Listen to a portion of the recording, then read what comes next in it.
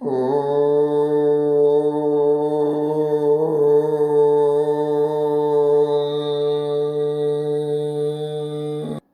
सबको सादर से प्रेम नमस्ते जी। आज हम कर्मफल व्यवस्था पर तीसरी चर्चा कर रहे हैं और कल हम आपके समक्ष चर्चा कर रहे थे कि महात्मा विदुर जी जब देखते हैं कि दुर्योधन बार बार अपने बड़े बुजुर्गों का किसी न किसी रूप में अपमान करता है, तो उस समय धृतराष्ट्र को वो समझा रहे हैं, बता रहे हैं कि विनाश के 8 मुख्य कारण क्या होते हैं।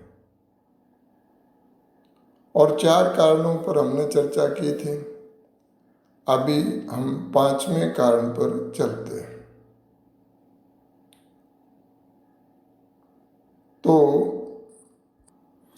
चौथे कारण में हमने बताया था कि द्वेष इतना बढ़ जाता है, इतना वैर हो जाता है कि व्यक्ति दूसरे व्यक्ति को जिससे वो द्वेष करता है वो हत्या तक करने की योजना बनाता है, और उसके कुछ एग्जाम्पल हमने दिए।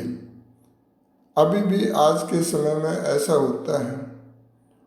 और एक ऐसा ही एग्जाम्पल बहादुरगढ़ के पास में आया, और वहाँ पर गांव में एक व्यक्ति मिलिट्री से रिटायर होकर के एक ऑफिसर आया, और उसने अपनी सारी संपत्ति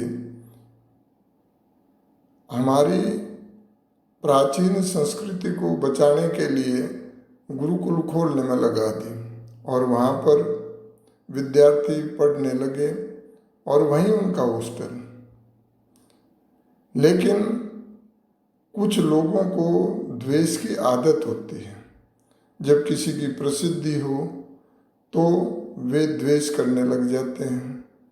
इसी प्रकार के कुछ लोग इकट्ठे हुए और उन्होंने द्वेष के कारण से हत्या तक की योजना बनाई, और गुरुकुल में रात में उन्होंने ब्रह्मचारियों को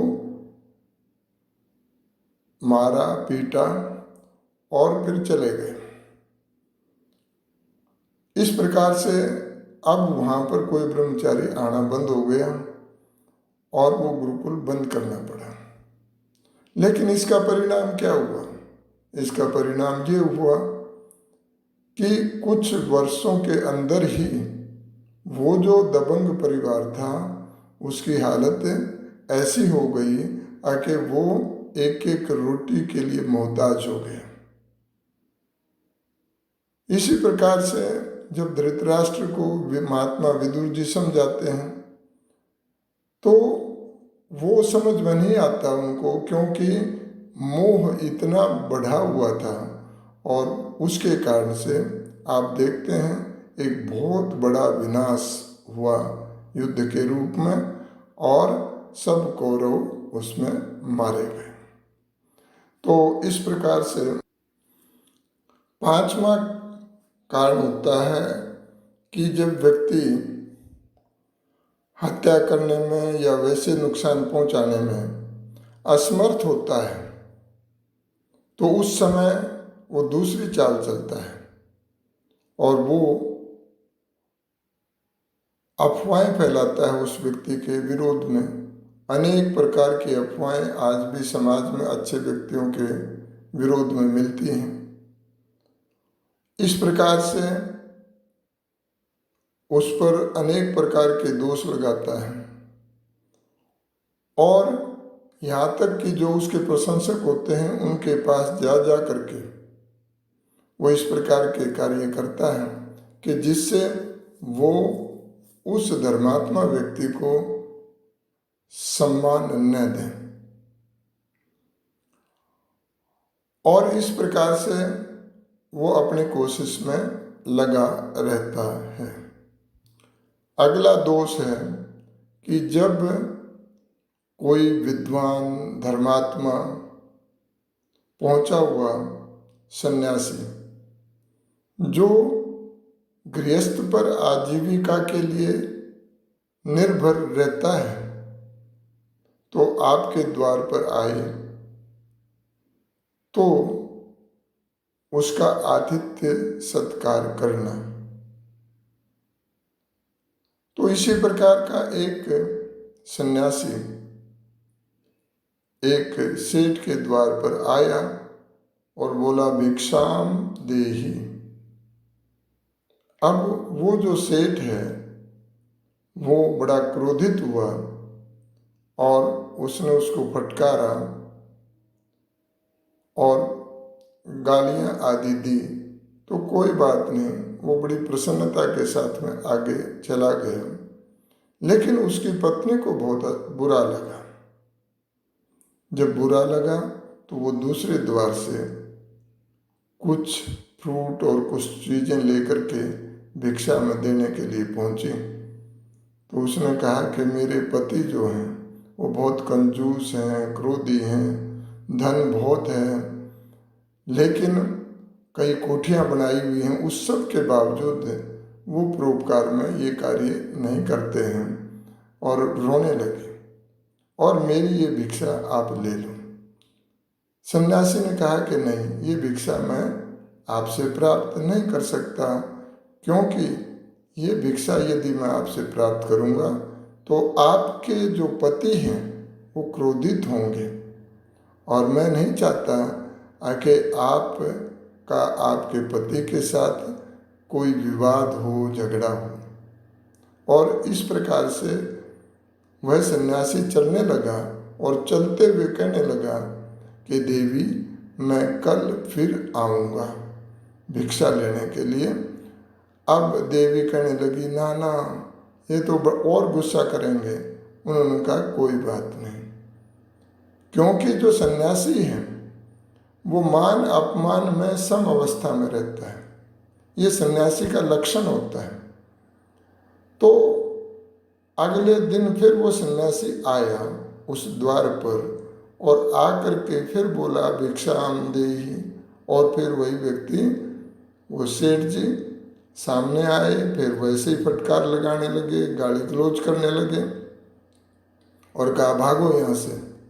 सन्यासी ने बड़ी नम्रता के साथ में कहा कि सेठ जी मैं आपसे कुछ लेने नहीं आया हूँ आज, पहले मैं कुछ दूंगा। तो अब उसने सोचा आके देगा, क्या दोगे? आके कोई वस्तु है जो मैं आपको देना चाहता हूँ। अब उसके अंदर क्योंकि लोभी लालची तो था ही, तो सोचा कि पता नहीं क्या दे दे, तो पूछते हैं क्या दोगे।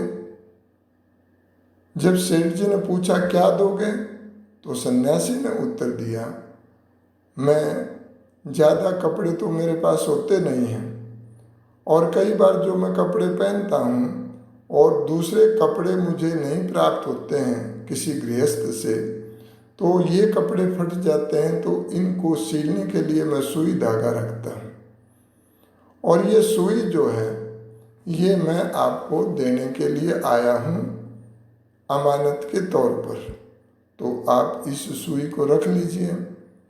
और क्योंकि मुझे अब इस सुई की यहाँ पर आवश्यकता नहीं है, क्योंकि मैं अब 2 दिन बाद मैं मृत्यु को प्राप्त हो जाऊंगा, लेकिन जब कभी आपकी मृत्यु आएगी उस समय इस सुई को आप स्वर्ग में जब हम मिलेंगे तो मुझे दे देना, ये अमानत के तौर पर आप रख लो। अब सेठ जी को विचार आया कि ये महात्मा एक सुई नहीं ले जा सकता है और ये मुझे दे रहा है और मुझसे उम्मीद कर रहा है कि मैं ये सुई वहाँ दे दूँ। अरे मेरे पास तो इतनी जो कोठियाँ मैंने बनाई हैं, इतनी धन दौलत एकत्रित की है, वो भी मैं कुछ भी नहीं ले जा पाऊंगा। तो इस प्रकार से उसके मन के अंदर एक समझ पैदा हुई और उसने बड़े आदर के साथ में सन्यासी को बिठाया और उससे उपदेश लिया। तो इस प्रकार समझ भी आ सकती है, क्योंकि विद्वानों के, धर्मात्माओं के, सन्यासियों के समझाने के जो तरीके हैं वो विभिन्न विभिन्न प्रकार के होते हैं। तो क्योंकि समाज में व्यक्ति का जो अच्छा धर्मात्मा व्यक्ति का उद्देश्य क्या है कि वो ईश्वर को समझें, कर्म फल व्यवस्था को समझें, अपना जीवन परोपकारमय बनाएं। अब 8वां जो दोष है वो ये है, विद्वान धर्मात्माओं का अतिथि सत्कार न करना। और ये भी बहुत बड़ा दोष है। और ऐसा न करने से जो उपदेश उनके द्वारा उनके गृहस्थ परिवार को मिलना था उससे वो वंचित रह जाते हैं। तो इस प्रकार से 8 दोषों का हमने यहाँ पर वर्णन किया। इस चर्चा को फिर आगे लेकर के चलेंगे और हम कर्म फल व्यवस्था, किस किस कर्म का किस किस प्रकार से फल मिलता है, इस पर विचार करेंगे। सबका बहुत बहुत धन्यवाद। सबको सप्रेम नमस्ते जी।